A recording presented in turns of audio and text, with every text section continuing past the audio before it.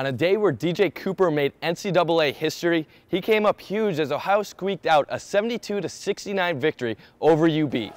UB got off to a hot start, getting off to a 12-2 lead in the game, but then Ohio put on the press, which helped them get back into the action.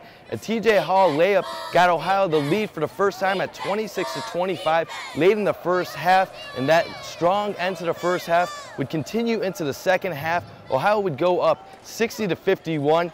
But that was not the end of the game with 10 minutes left, as UB would go on an 18-3 run to go up 69-63 with just under 4 minutes left in the game. Things were not looking good for Ohio at the time as they were struggling. UB was going at all cylinders, getting whatever they wanted offensively, but Ohio would recover as they started forcing some turnovers, got defensive stops on 6 of their last 7 possessions. Eventually, with 1:34 left in the second half, Cooper drains a huge three-pointer for Ohio to give them the lead at 70-69, and they would eventually go on to win 72-69 as UB had multiple opportunities to try to take the lead, but were unable to execute.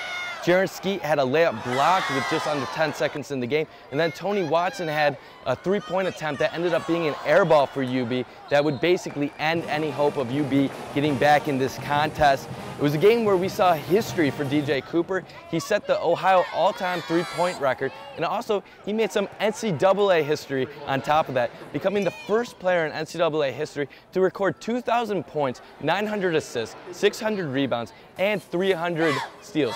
Quite a feat for Cooper and quite a performance. You also look at other Ohio players playing well today. Ivo Baltic finally stepped up. He had 12 points on the day, one of his better games in quite some time, as his athleticism was just too much for UB to handle early on in the first half, as he had 10 of his 12 points in the first half. For UB, you look at Javon McCray and Will Reagan, as they were really powerful in the paint. McCray finished with 19 points and 5 rebounds, and Reagan had 20 points and 8 rebounds. It was a game that really came down to UB's rebounding versus Ohio's ability to force UB turnovers. UB wins the rebounding advance 43-22, just absolutely obliterating Ohio on the boards. But then again, Ohio was winning the battle of forcing turnovers as they forced 19 UB turnovers, which really hurt UB in this game as Ohio's full court press was working at a great level Tuesday night here at Alumni Arena. With the win, Ohio improves to 22-8 overall and 13-2 in the Mid-American Conference. Coach Christian and DJ Cooper talked a little bit about Cooper making history and what it meant to close late in the game. Tonight I thought we were together.